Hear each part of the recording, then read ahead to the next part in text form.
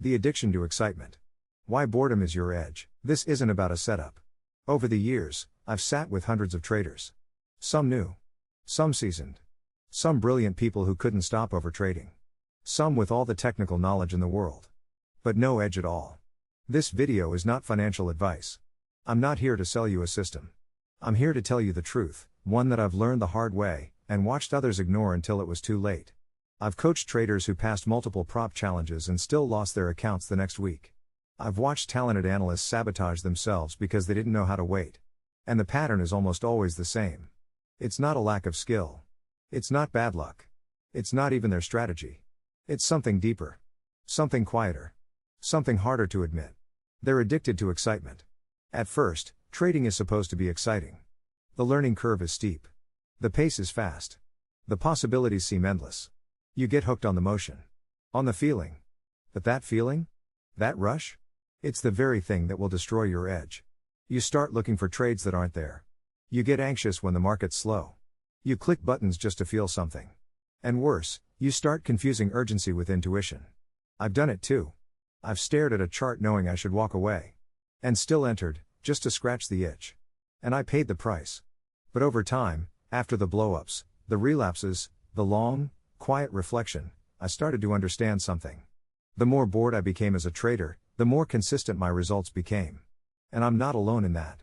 I worked with a trader in her 40s, ex-corporate, hyper-intelligent, excellent with data. She passed 3 funded evaluations in a month. And then she lost them all the same way. Overtrading sideways sessions because she felt something might happen. It wasn't her system. It was her nervous system.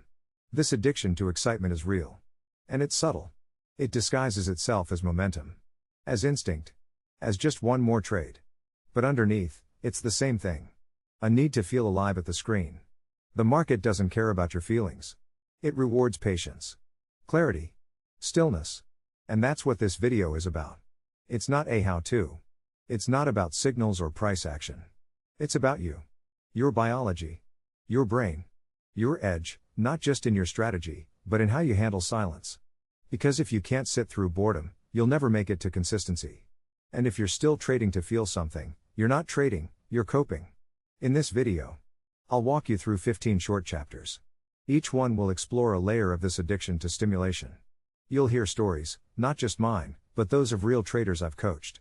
And in every chapter, I'll give you practical steps, small tools that will help you regulate your behavior, protect your process, and reconnect with the kind of trading that actually works. This is a tough conversation. Not many are willing to have it. But if you're tired of the cycle, the tilt, the revenge trades, the inconsistency masked as grind, then sit with me. Let's talk about what really holds traders back.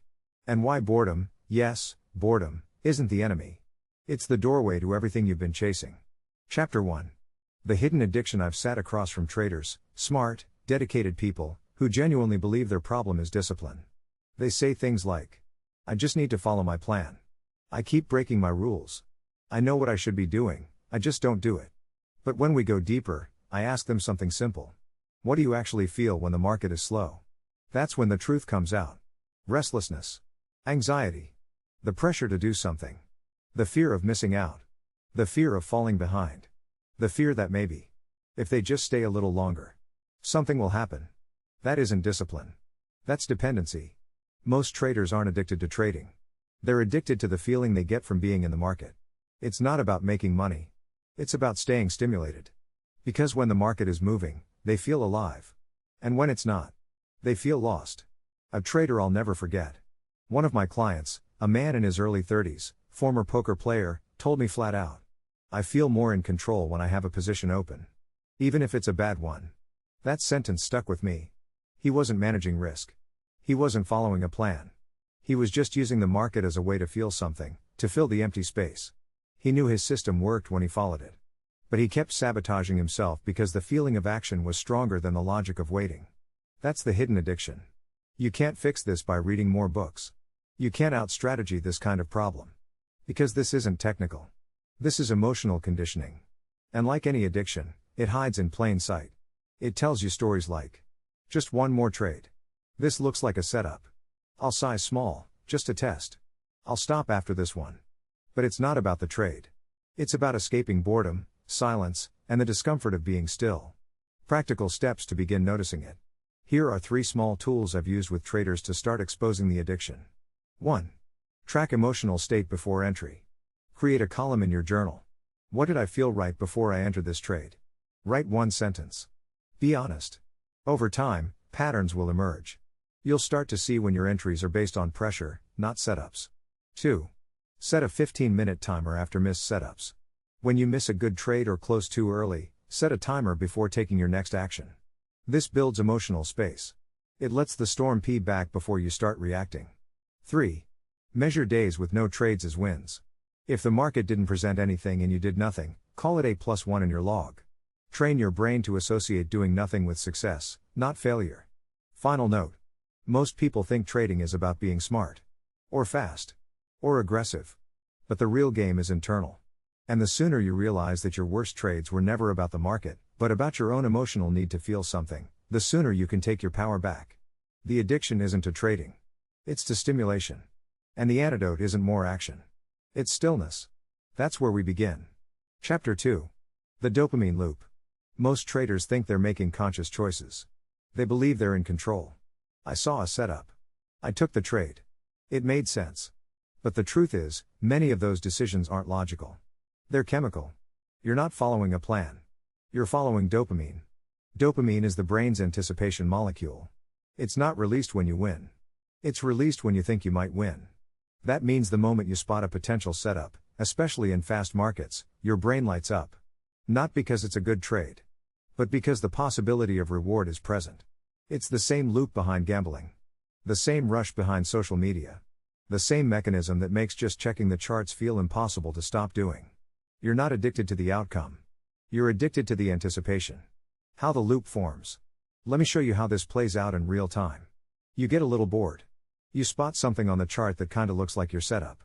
Dopamine kicks in, not from logic, but from the possibility of being right. You enter. It moves a few ticks your way, dopamine spike. Then it reverses, panic, regret, maybe tilt. You close at a loss or break even. You immediately scan for the next trade. Loop restarts. Every time you engage with this loop, you reinforce it. You train your nervous system to equate trading with dopamine chasing, not edge execution. And the more often you chase, the harder it becomes to stop.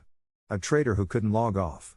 I once coached a 23-year-old day trader who had turned a $5,000 funded account into $9,000 in just 3 weeks. He was fast, sharp, good with risk. But he lost it all in 2 days. Not because he didn't know what he was doing, but because he couldn't stop. Even after hitting his daily profit target, he kept going.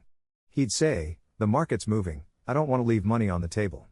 But the truth was, he couldn't leave the feeling on the table. He was addicted to the momentum, not the result. When we slowed it down, he realized he didn't even feel alive unless he had a position open. That wasn't trading. That was stimulus seeking dressed as performance. Practical steps to break the loop. If you want to exit this trap, you have to create interruptions in the cycle. Try these 3 tools. 1. 3-second pause before execution. Before every entry, say out loud or silently, "Is this in my plan, or is this in my head?" That micro pause interrupts reflex and reintroduces intention. 2. Set a trade count limit per session. Give yourself a maximum number of trades before the session begins. 3 to 4 is enough for most styles. Once you hit the cap, walk away. No matter what. You'll start to notice which trades are actually worth spending that limited capital of attention. 3. Dopamine detox days. Take 1 day a week off from charts. No screen time. No backtesting. No YouTube. Let your nervous system reset. The goal is to decouple identity from the constant need to trade. Final thoughts. You can't out-discipline your biology. You have to work with it. Understand it. Manage it.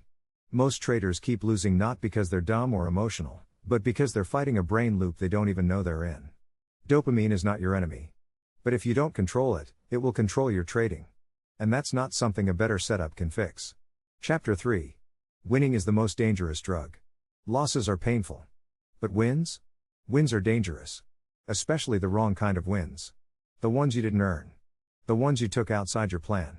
The ones where you broke your rules, and still got rewarded. Those are the trades that mess you up the most. Because the moment your brain connects disorder with reward, it starts learning the wrong lesson.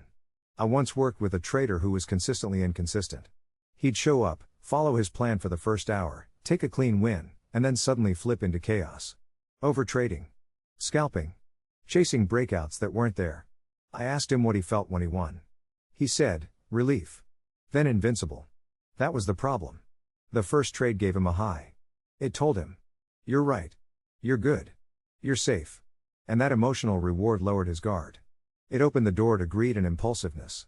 Ironically, his biggest losses always came after his biggest wins. And he's not alone. Your brain learns from rewards, not rules. Here's what most traders don't realize. Your brain doesn't care what you intend to do. It cares what behavior gets rewarded. So if you revenge trade and it works out, dopamine spike. If you over-leverage and catch a lucky runner, dopamine spike. If you break your entry rules and the candle goes green, dopamine spike. And every time that happens, your brain whispers, see? That wasn't so bad. Maybe you don't need all those rules after all. You're smart enough to improvise. That's how a single lucky win plants the seed for months of sabotage. You don't spiral from losing. You spiral from winning in the wrong way. The casino effect. Ever notice how slot machines don't need to pay out big to keep people playing? Small, random rewards are enough. It's the unpredictability, the maybe, that hooks you. Bad trading creates the exact same loop. Small wins from bad behavior keep you locked in. And before you know it, you're not trading your edge. You're gambling. With just enough luck to stay blind to it. A cautionary tale. There was a trader I coached who hit a 5-hour winner on a total impulse trade, no confirmation, no setup, just a gut shot. He made $3,000 in 1 hour. That was the beginning of the end. He started trusting his feeling more than his system. Abandoned structure. Added size. Blew 3 funded accounts in 2 months. All because of one winning trade that taught his brain the wrong lesson. When he looked back, he said, that win ruined me more than any loss ever did. And he was right. Practical tools to break the win sabotage cycle. Here's how to unlearn the addiction to random wins. 1. Categorize trades by behavior, not just outcome. In your journal, log every trade as A+ within plan and rules. B stretch trade, slightly off criteria. F impulse, no justification. Then log the outcome separately. This helps you stop linking panel to quality, and start focusing on process. 2. Celebrate good losses. Yes, really. If you followed your system perfectly and the trade still lost, mark that as a win in your process journal. Rewire your brain to associate success with behavior, not results. 3. Pause after a win. Mandatory 10 to 15-minute break after any green trade. Walk. Breathe. Reset. Break the cycle before dopamine takes the wheel. Final thoughts. We all love to win. But real traders don't chase the win, they chase the right kind of win. If you reward yourself for breaking your own boundaries, don't be surprised when chaos becomes your default. Not every win is progress. And not every loss is failure. Trading is behavior repeated. Win the right way. Or you'll lose your way entirely. Chapter 4. When you can't sit still. There's a moment every trader faces. The setup isn't there. The market is slow. The day is flat. And yet, you're still staring. Still watching. Still waiting for something, anything, to happen. You don't want to trade. But you can't walk away either. That's when you realize the real enemy isn't loss. It's boredom. Boredom, for most traders, feels like failure. It feels like being stuck. Useless. Passive. In a world obsessed with hustle, it feels wrong to do nothing. But here's the hard truth. The inability to sit still is the root of most trading mistakes. It's what causes overtrading. It's what turns missed setups into forced ones. It's what leads to impulse entries, size creep, and revenge behavior. Because if you have to trade to feel okay, you'll always find a reason to click. Even when the market is giving you nothing. One trader's twitch. I once worked with a trader who had a literal physical response to inaction. When the market slowed down, his leg would start bouncing. His breathing would shorten. He'd start switching timeframes, 5-minute to 1-minute to tick to footprint. It was like his mind couldn't accept stillness. He'd say, I just feel like I'm missing something. But he wasn't. He was just uncomfortable with the space. With the silence. With the lack of stimulation. So he'd force a trade. Not because he saw something. But because he couldn't handle doing nothing. That's not trading. That's restlessness. Why this happens? Your brain is wired for effort reward. Sit still? No reward. Act fast? Possible payoff. But trading flips that wiring upside down. Because here. The less you do, the more you earn. The more you wait, the more you win. And that contradiction creates deep internal tension. Your survival brain wants to act. But your trader brain knows to wait. If you don't resolve that conflict, you will always choose action, and pay the price. Practical tools to build stillness as a skill. Stillness isn't natural. It must be trained. Here are 3 tools I use with traders who can't sit still. 1. The no trade until rule. Before the session begins, set a clear condition. I will not place any trades until X occurs. Example. A moving average cross, a volatility spike, or a session open. This gives your brain structure and delays premature action. 2. Stand and breathe after each chart scan. Every time you finish a chart review and don't see a trade, physically stand up and take 5 slow breaths. This resets your state and prevents screen hypnosis. 3. Log boredom moments in your journal. Each time you feel the itch to trade for no reason, write it down. What triggered it? What did you feel? Naming it creates awareness. Awareness creates choice. A short story. The coffee test. One of my clients decided to run a simple test. He told himself, I will not take a single trade until I've finished my coffee, slowly, with 0 distractions. It took him 20 minutes. And in those 20 minutes, 2 false signals came and went. By the time he was done, his mind was calm. His urge to trade was gone. And when the actual setup came, he took it, clean, clear, and confident. That coffee saved him $1,200 in would-be losses. Final thoughts. If you can't sit still, you can't wait for quality. If you can't wait for quality, you'll always settle for noise. The market doesn't pay you for effort. It pays you for restraint. And restraint begins where boredom begins, in the stillness most traders run from.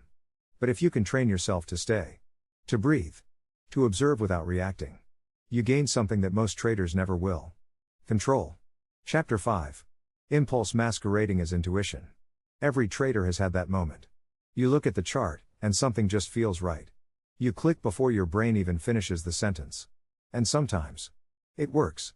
You tell yourself, that was intuition. I just knew. But here's the problem. Impulse often wears the mask of intuition. And until you learn the difference, it will fool you again and again. What is intuition, really? True trading intuition is pattern recognition plus experience. It's when your subconscious has seen a setup thousands of times and spots it faster than your conscious mind can explain. It's quiet, neutral, unemotional. But most traders don't trade from that place. They trade from excitement, from fear, from restlessness. And in the heat of the moment, those emotions can feel exactly like instinct. But they're not. They're reflex. A trader's dangerous gift. I coached a trader once who genuinely believed he had a special instinct for price action. He said, I don't need confluence. I can feel momentum. He'd make big bets, no confirmation. Sometimes he was right, and when he was, he looked like a genius. But when we reviewed his stats, it was clear. His intuitive trades had the lowest win rate and the highest drawdowns. He wasn't using intuition. He was using justification. He needed a reason to act, and gut feeling was his favorite excuse. We dug into it deeper and found the truth. He was afraid of missing out. He needed to prove he was still sharp. He couldn't sit in uncertainty. So he called it instinct. But it was just urgency in disguise. The emotional language of impulse. Here's how you know it's not real intuition. I better enter before it runs. This looks like it's about to explode. If I wait, I'll miss it. I'll just get in small and manage it if it moves. Sound familiar? That's not instinct. That's adrenaline. And adrenaline doesn't care about edge, it cares about action. Recognizing true intuition versus false impulse. Let me tell you the difference between intuition and impulse, not in theory, but in how they actually feel when you're in the moment. True intuition feels quiet. There's no urgency. It's a calm recognition, like your brain saying, I've seen this before. There's no rush to act. No tightness in your chest. You're just ready. And whether the trade wins or loses, you don't feel shaken. You feel centered. But impulse? That feels very different. Impulse is loud. It shows up with pressure. It says, hurry before it's too late. It wants you to click before you think. You feel it in your stomach, in the tension, the excitement, the fear of missing out. It doesn't come from confidence. It comes from urgency. And here's the trap. Both of them, intuition and impulse, feel real in the moment. That's why it's so hard to tell them apart. But if you slow down just enough to listen, you'll notice one is grounded. And the other is desperate. Practical tools to separate instinct from impulse. You don't have to throw away your gut. You just have to test it before you trust it. 1. The 30-second rule. When you feel a trade coming from instinct, pause for 30 seconds. During that pause, ask, is this in my playbook? What's the setup name? Would I take this if I wasn't feeling pressure? If you can't answer calmly, it's not intuition, it's impulse. 2. Post-trade emotional score. After every gut trade, log your emotional state before and after. Did it come from clarity or emotion? Over time, you'll start to notice patterns that betray your instincts. 3. Build a personal intuition database. Create a category in your journal. Intuition trades. Track every trade you take from a gut feeling. Log results, context, outcome. After 50 of them, you'll know if your instinct is truly valuable, or just reactive noise. A final reflection. One of the most dangerous things you can do in trading is confuse movement with mastery. The market moves. Your job is not to chase it, but to recognize what you actually understand. Intuition is earned. Impulse is cheap. One comes from experience, the other from fear. And if you keep calling your impulses intuition, you'll keep confusing emotional action with professional execution. You'll know you've developed real intuition when you feel nothing. No rush. No urgency. Just a quiet knowing.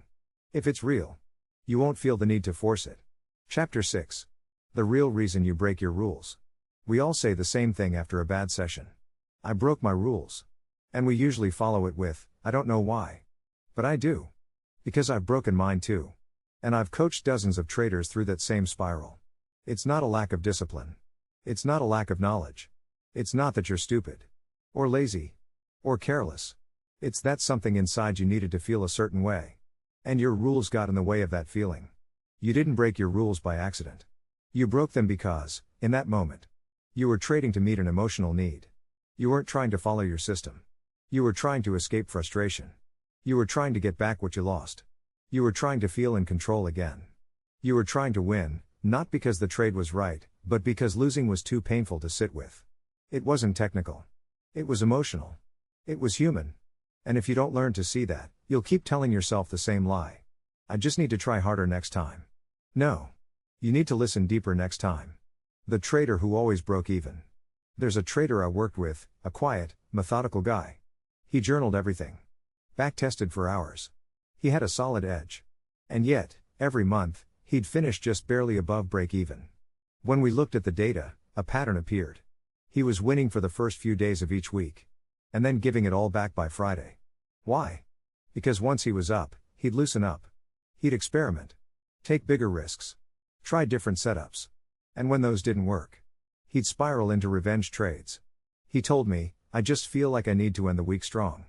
But when we unpacked it, the truth was clearer. He needed to feel like a winner. Not just see profit on the screen, but feel something powerful. Something certain. Something that made the whole week mean something. That emotional need overrode every rule he had. What's your emotional need?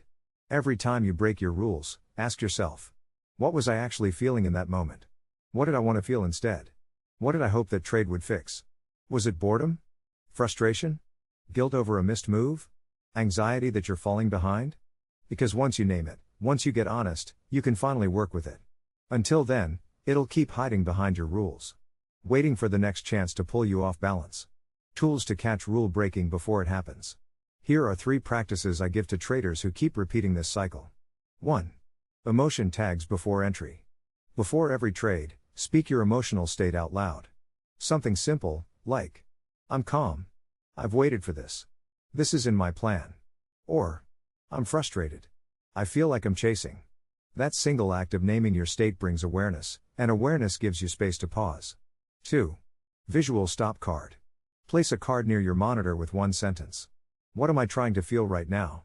Not what do I think will happen on this trade? Not where is price headed? Just that one question. Ask it when you feel the urge to click. Let it bring you back to yourself. 3. Debrief your last broken rule. Once a week, write down the last time you broke your rules. Not what you did. But why? Dig into it. What triggered it? What emotion was underneath it? This kind of journaling builds pattern recognition, but inside your own behavior. Final words. Traders love to talk about mindset. But they rarely talk about the emotions that drive their decisions. Until you understand what you're emotionally hungry for, you'll keep feeding yourself bad trades to fill the gap. You don't need more willpower. You need more self-awareness. Because once you stop trading to fix a feeling, you start trading from clarity. And clarity is where your real edge begins. Chapter 7. The setup that wasn't there. There's a specific kind of mistake that haunts traders. It doesn't look like FOMO. It doesn't look like revenge. It looks like a setup. But it's not. It's your brain trying to see what isn't there. I call it the ghost setup. And it can be more dangerous than a bad trade. Because you believe it's real while you're taking it. You're convinced. You justify it. You label it. You say, I've seen this before. And by the time you realize it wasn't valid, it's too late. The loss has already hit. The spiral has already started. And the damage isn't just to your account. It's to your trust in yourself. A trader who couldn't unsee it. I worked with a trader who was strong on structure. Methodical. Patient.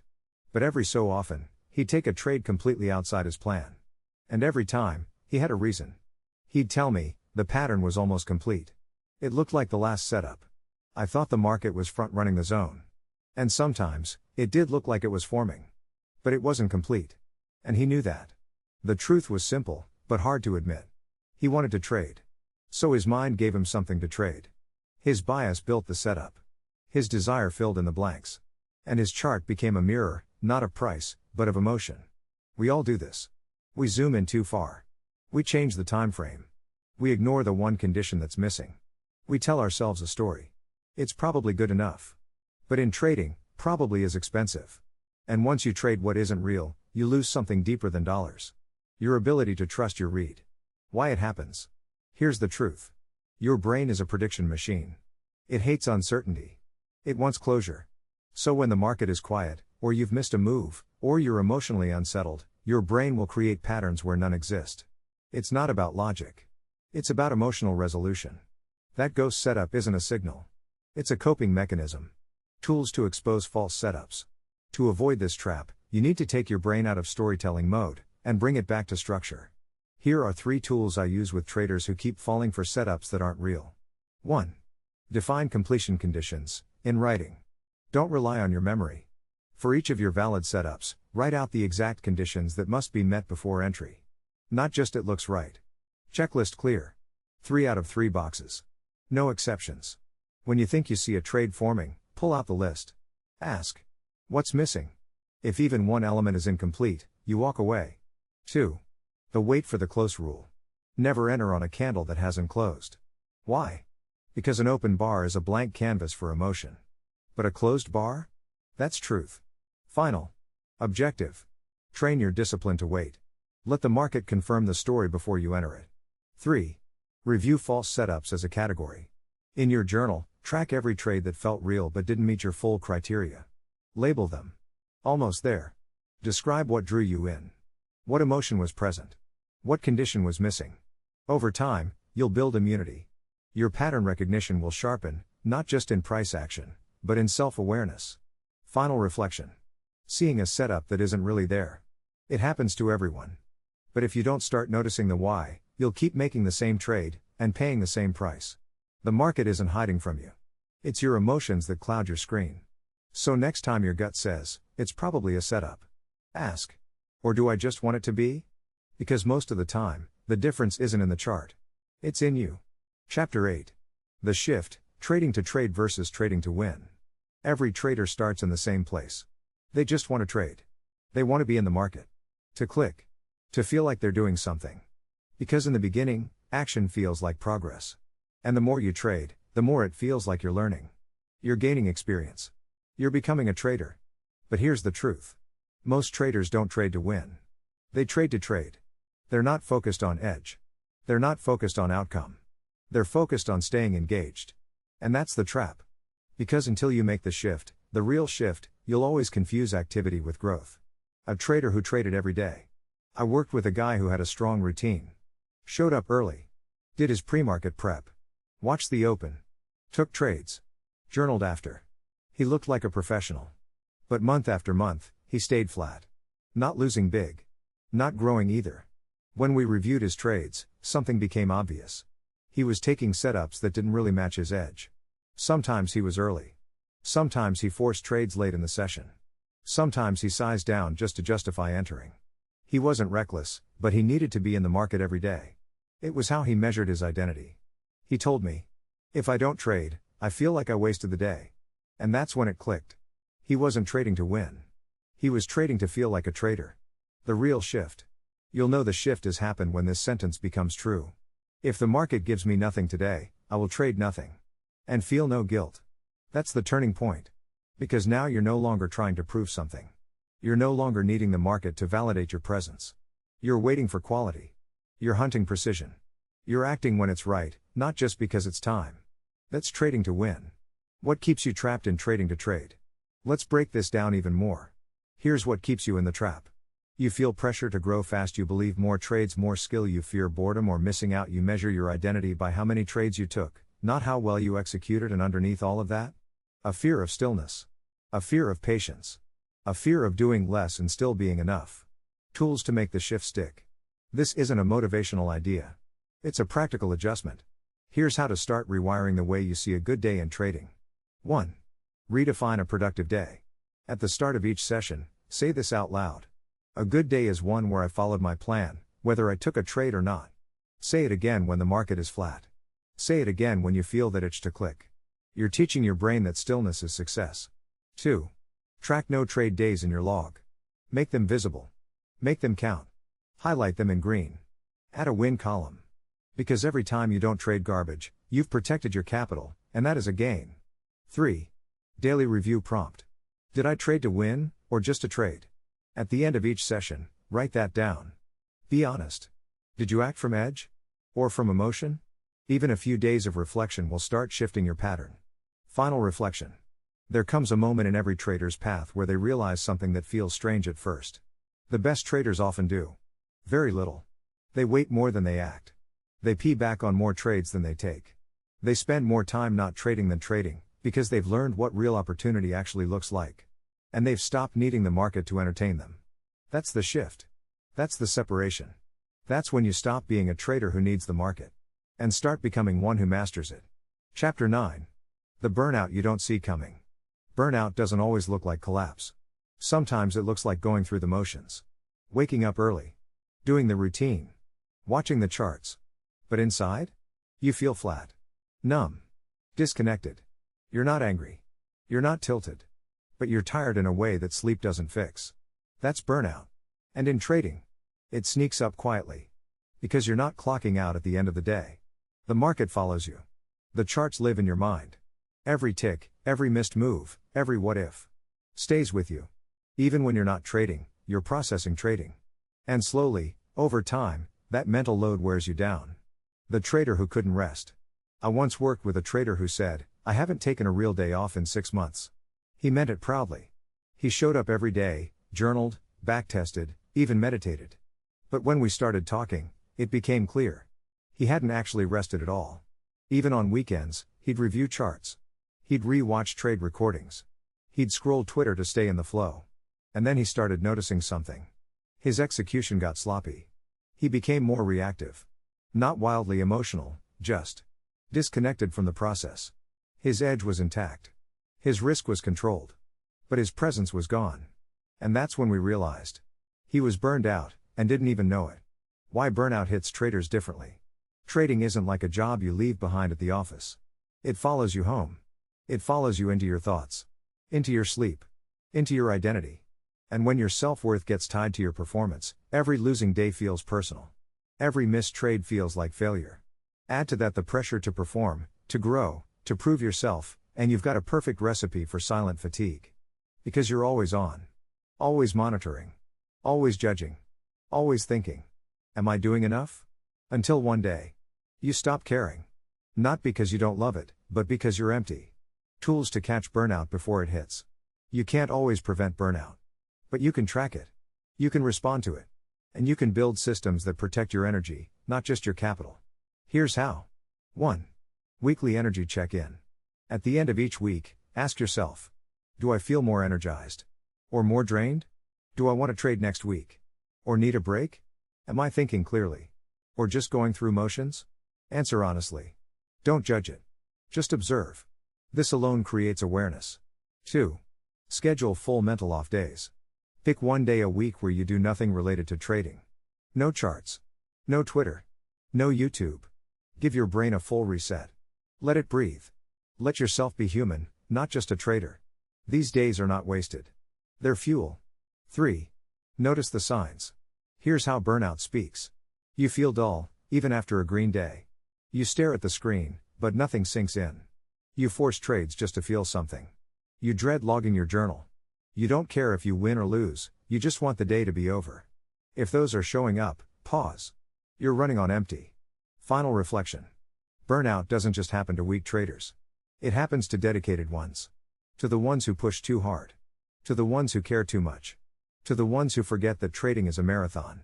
Not a test of how long you can stare at candles. You don't get extra points for suffering. You don't grow faster by draining yourself. You grow by being sharp. By showing up well. By protecting the very thing that makes you powerful. Your mental clarity. So when your body says stop, listen. When your mind says rest, honor it. Because no trade is worth your health. And no streak is worth your soul. Chapter 10. When the market becomes your mirror. At some point in your trading journey, something shifts. You stop blaming the market. You stop blaming the news. You stop blaming the fake-outs, the brokers, the wicks. Because you start to see the pattern. The common denominator. It's not the market. It's you. And that's when it hits. The market is your mirror. It doesn't just show you price. It shows you yourself. The days you overtrade? That's your impatience showing. The days you chase? That's your fear of missing out. The days you can't stop clicking? That's your emotional chaos bleeding into your decisions. And the days you sit still, focused, calm, decisive? That's not because the market was nice.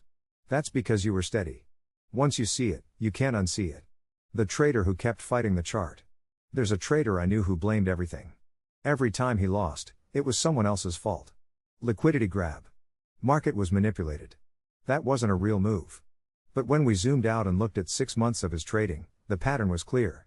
He only got emotional after making the same mistake. He only called the market rigged after entering too early. He only accused the price of being unfair after violating his own plan. He wasn't reacting to the market. He was reacting to himself. And the market, as always, was just holding up the mirror. Why it's so hard to see. The market doesn't talk back. It doesn't correct you. It doesn't explain anything. It just moves. And it moves whether you're patient. Or not. Whether you're ready. Or not. And so when something goes wrong, your mind searches for meaning. It wants to blame. To explain. To feel right. But the truth is, the chart doesn't care. It's not trying to punish you. It's not trying to test you. It's just being what it is. And your reaction to it? That's yours. Entirely yours. Tools to use the mirror, instead of resisting it. You can either fight the reflection, or you can learn from it. Here's how to start using the market as feedback, not a battlefield. 1. Journal not just the trade, but the emotion. When you log your trades, don't just write down the entry and exit. Write what you felt before the trade. During the trade. After the trade. Patterns will emerge. You'll begin to see your emotional blueprint. 2. Ask. What is the market showing me about myself today? Each session, whether you trade or not, reflect on this question. Was I impatient? Did I need control? Was I hoping for something instead of seeing clearly? The chart doesn't lie, but your expectations often do. 3. Create a mirror moment debrief weekly once a week, choose one moment that stood out, win or loss, and ask, what did this moment reflect back to me about who I am as a trader? You'll learn more from that than any book. Final reflection. The deeper you go into trading, the more personal it becomes. It's not just a strategy game. It's not just a numbers game. It's a game of self-honesty. And the market? It becomes a mirror that never blinks. Never flatters. Never lies. It shows you your habits. It shows you your biases. It shows you your fears, in real time, in dollars, in candlesticks. And if you're brave enough to look, really look, it will show you what needs to change. Not just in your trading, but in you. Chapter 11. The lie of just one more trade. It starts quietly. You take a loss. Or maybe a few. You tell yourself you're done for the day. You breathe. You sit back. You open your journal. And then, a flicker. You glance back at the chart. Something's forming. Your mind whispers. Just one more. It sounds harmless. Hopeful. Almost logical. But underneath it, something darker is moving. Because that phrase, just one more, is rarely about edge. It's about relief. And it's almost never the last trade. The trader who always stayed too long. There was a trader I worked with who had great entries. Tight stops. Precise logic. But he had one weakness. He couldn't walk away. He'd hit his daily goal. Or reach his max loss. And still. He'd keep going. One more for the road. Maybe I can get back to even.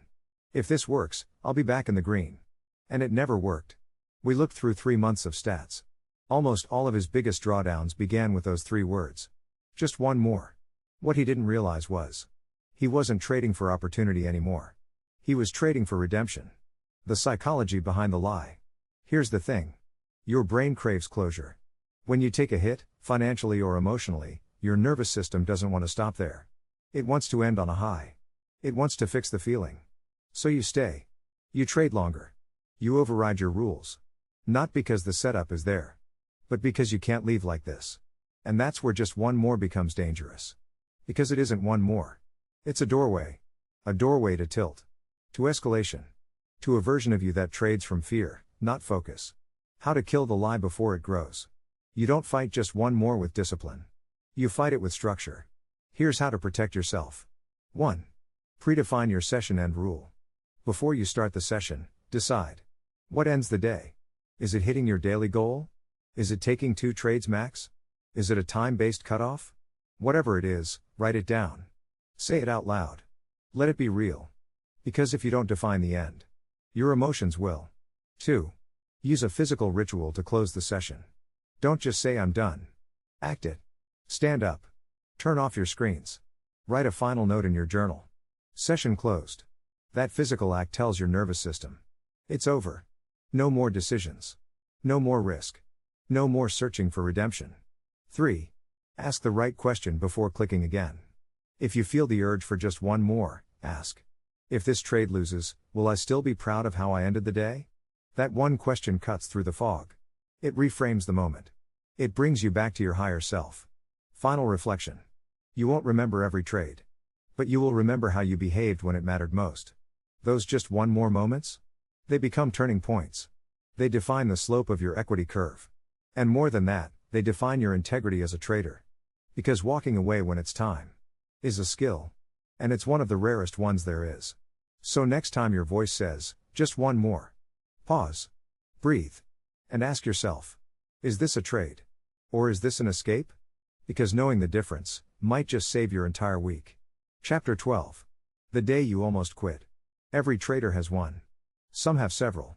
That day when you close the platform. And just stare. Not in anger. Not in shock. Just emptiness. You've lost more than money. You've lost belief. You feel exhausted. Ashamed. Defeated. You look at your journal and think, what am I even doing? And somewhere deep in your chest, a sentence forms. Maybe I'm not cut out for this. This day doesn't usually come after your biggest loss. It comes after repetition. After weeks or months of feeling like you're making no real progress. Like every step forward gets erased by another slide backward. You've tried. You've studied. You've put in the hours. And still, you feel like you're running in place. Like you're bleeding energy into a screen that never gives back. And for the first time, it hits you. I don't know if I can keep doing this. The trader who closed the charts for good. One of the traders I coached once told me about his day like this. He had just had his 7th red day in a row. Not massive losses, just steady, slow defeat. He followed his rules. Tried to stay calm. But nothing was working. So he shut everything down. Closed his laptop. Deleted his trading software. Told himself, I'm done. And for 2 weeks, he didn't come back. Didn't check the market. Didn't read anything. Didn't even talk about trading. He went silent. And in that silence, something surprising happened. He missed it, but not the thrill. He missed the process. The structure. The challenge. The search for mastery. And when he finally returned, he didn't come back the same. He was quieter. Simpler. More focused. He had broken, but not in a bad way. Something inside him had shifted. He wasn't chasing anymore. He was listening. Why almost quitting changes you. Here's something I've come to believe. The day you almost quit is the day your ego starts to die. That part of you that needed to make it fast. That part that hated looking foolish. That wanted every trade to prove something. When trading pushes you to your knees, and you don't walk away, you come back with less baggage. You come back. Cleaner. Not always better immediately. But more open. More real. More serious. What to do on that day? If you're ever there, in that place, here's what I tell traders. 1. Don't decide in the storm. Never make your quitting decision on the same day you break down. Give yourself 24 hours. Walk. Sleep. Talk to no one. Let the emotion drain. If it's still the right decision tomorrow, fine. But most of the time, you'll wake up with a little more clarity than you expected. 2. Write a letter, to the market, or to yourself. Don't filter it. Just let it out. Everything you're feeling. The anger, the exhaustion, the disappointment. Write like no one's going to read it, because they won't. This is about release, not resolution. 3. Zoom out. Pull up a chart, not of price, but of your own progress. Go back 6 months. A year. Remind yourself how far you've actually come. Most traders only track P&L. But the real growth is invisible. Are you calmer than before? Are your losses smaller? Are your journals more honest? That's progress. And progress is what makes this path worth continuing. Final reflection. The day you almost quit might feel like the end. But sometimes, it's the beginning of your real journey. Because for the first time, you stop trading to prove something. And you start trading to build something. You stop being obsessed with how far you are from the finish line. And start asking what kind of trader you want to become. That's not weakness. That's wisdom. You almost quit. But you didn't. And that matters more than you know. Chapter 13. Quiet wins and invisible growth. Most traders only track 2 things. Profits and losses. They judge their week by the number. Their value by the outcome. Their identity by the result. But the truth is, the most important progress in trading is invisible. It's not a green day. It's not a payout. It's not some flashy screenshot you post online. It's the moment you don't take that trade. The time you walk away instead of forcing it. The day you sit in silence because there was no edge, and you were okay with that. Quiet wins. That's what separates the amateur from the professional. Not who gets lucky on a breakout. But who gets consistent at being boring. Because the real growth? It doesn't happen in spikes. It happens in the shadows. In your morning routine. In the pause before the click. In the way you journal, even after a good day, especially after a good day. That's the growth no one sees. But that's the growth that lasts. The trader who got bored. There was a trader I worked with who said something to me one day. He said, "I think I'm doing something wrong, I'm bored." He hadn't tilted in weeks. He hadn't broken his rules. He wasn't anxious. He was just steady. Same routine. Same setups. Same results, small, consistent, boring wins. And he thought that meant he was stuck. But I smiled. Because boredom in trading, when it's earned, is a sign of maturity. It means the chaos is settled. The overtrading is gone. The desperate need for action has faded. He wasn't stuck. He was arriving. Why invisible growth feels uncomfortable. Your brain is wired for drama. For spikes in dopamine. For feedback that's loud and obvious. But in trading, the best feedback is subtle.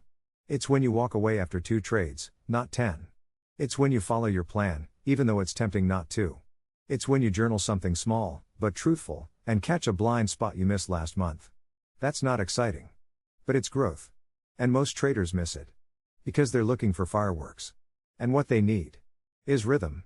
How to start noticing your quiet wins. Let's make this real.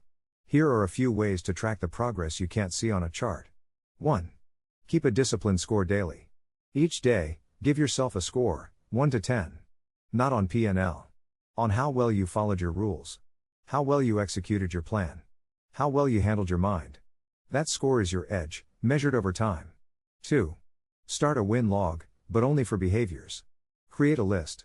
Every time you skip a bad trade close early based on your stop, don't trade because the market's not right, walk away without checking charts all evening, log it. These are wins. And they add up. 3. Monthly reflection. What's better now? At the end of each month, sit down and ask. What do I do better now than last month? What patterns no longer control me? Where do I hesitate less? What feels more automatic, more calm? Track that. That's your real curve. Final reflection. Most of your trading growth will happen without applause. No big moment. No big win. Just small shifts. Small choices. Small corrections, again and again and again. That's how you become a professional. Not by chasing impact.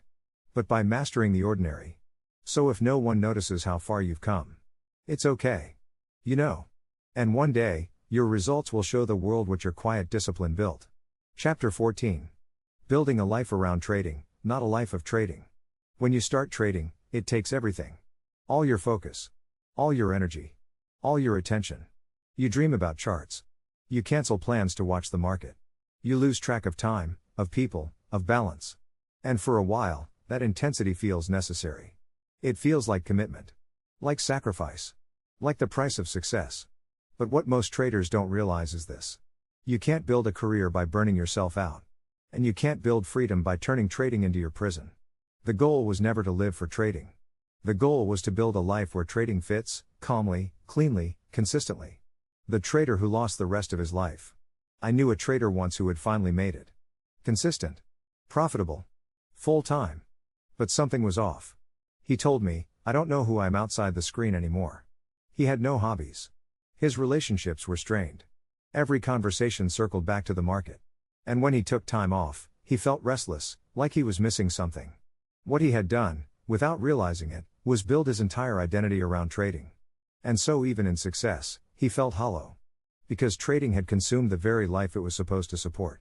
Trading needs a strong foundation, and that's your life. The truth is, trading is demanding. It requires clarity. It requires calm. It requires sharp emotional control. And those qualities don't come from strategy. They come from how you live. What time you sleep. How you handle stress. Whether you move your body or just sit for 12 hours. Who you talk to when the day goes wrong. Whether you disconnect, or carry the charts with you into dinner. If your life is chaos, your trading will be chaos. If your mind is scattered, your read will be scattered. Your edge doesn't just live on the chart. It lives in your habits. Your structure. Your peace. How to build a life that supports your trading, and your health. Here's how I help traders make that shift. 1. Create clear trading hours, and clear boundaries. Treat your trading like a profession, not an obsession. Set your hours. Decide when you're on, and when you're off. When your session ends, step away. Physically. Mentally. Emotionally. Let your nervous system know. The day is over. 2. Build anchors outside the market. Find things that ground you. It could be walking. Lifting weights. Cooking. Spending time with someone who doesn't care about candlesticks. You need things that restore you, not just distract you. Because recovery isn't a luxury. It's fuel.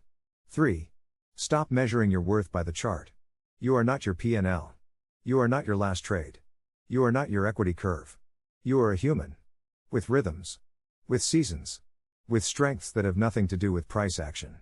The more you detach your identity from the outcome, the more powerful, and peaceful, your trading becomes. Final reflection. Trading is a vehicle. It's supposed to support a richer life, not replace it. But it's easy to forget that when you're deep in it. When every candle feels personal. When every missed trade feels like failure. That's when you have to zoom out. Breathe. And remember. You are not here to serve trading. Trading is here to serve you. So build a life that holds you steady. A life that keeps you sane. A life that brings you back to center, even when the market doesn't. Because when your foundation is strong, you don't need the market to go your way. To know that you're still okay. Chapter 15. The day it feels easy. One day. It just feels different. You wake up. You go through your routine. You sit in front of the charts. And there's no rush. No tension. No searching for something to force. You're not chasing. You're not proving. You're just here. The candles move. The levels hold. You see a setup, and you wait. You enter with clarity. You manage with calm. You exit without regret. And in that quiet moment, you realize something. It feels easy. Not because the market got easier. But because you did. This isn't the kind of easy that comes from luck. It's not about a winning streak. It's not about a big payout. It's about alignment. You and your system. You and your risk. You and your process. Everything feels in sync. Like your trading finally matches your nature. Like the fight is over, not with the market, but with yourself. The trader who almost didn't notice. A trader I coached once told me, I had my best day last week. But it didn't feel like anything special. He had followed his plan to the letter. 2 clean trades. 1 small winner, 1 break even. Total gain. Just a few $100s. But no stress. No overtrading. No mental drama. And when I asked what made it his best day, he smiled and said, because I didn't feel like I needed anything from the market. That's it. That's the shift. What happens when you stop needing it to be hard?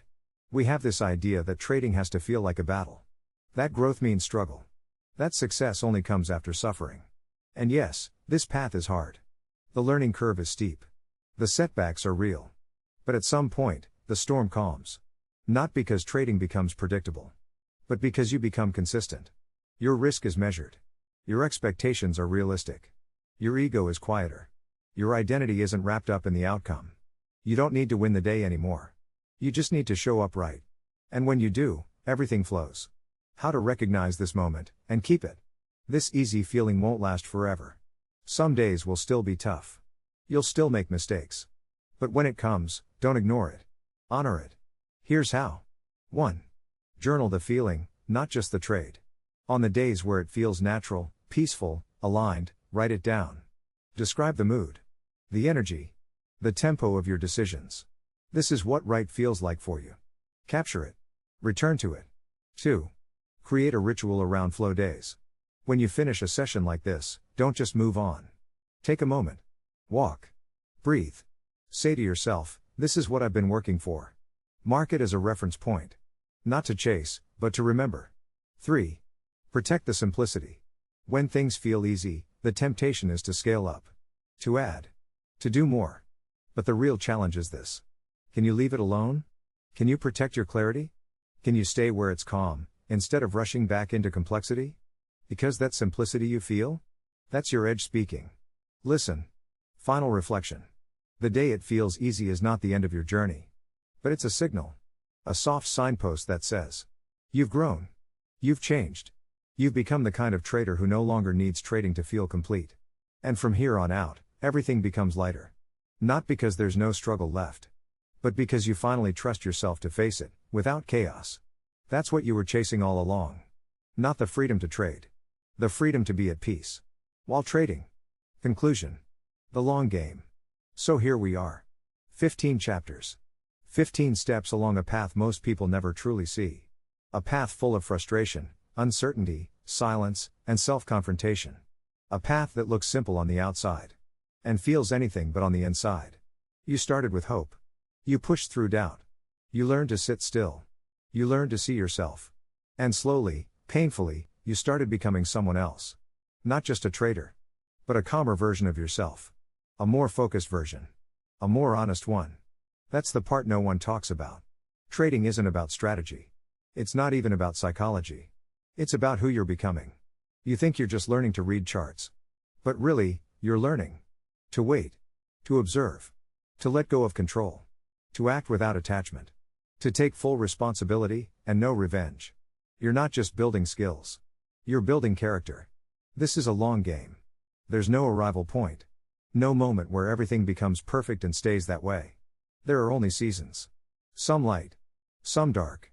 Some fast. Some slow. You'll doubt yourself again. You'll lose your edge and find it again. You'll forget everything you learned, and then remember it deeper. But each time you return, you'll return with more strength. More simplicity. More trust. And one day, you'll realize. You don't need the market to move. To feel stable. You don't need a green day. To know you did well. You don't need fireworks. Because you've found your rhythm. That's not a dream. That's not a fantasy. That's a real place. And it's waiting for you. A final word, from one trader to another. If you're somewhere on this path, still learning, still falling, still building, I want you to remember something. You don't have to be perfect. You don't have to get it all right. You just have to stay with it. Respect the process. Protect your peace. Forgive yourself when you slip. And get up, again and again and again. Because every trader who made it through has 100 days they wanted to quit. And 1,000 trades they wish they hadn't taken. But they kept showing up. With more humility. With more patience. With more care. That's the path. That's the work. And you're already doing it. So close the platform. Log your journal. Take a walk. Breathe deeply. The market will be there tomorrow. And so will you. But now, you'll bring something different to the screen. Not just a strategy. Not just a plan. But a quiet edge, built from every mistake you didn't run from. And every day you didn't give up. This is the life of a trader. And it's one worth living, if you're ready to live it all the way through.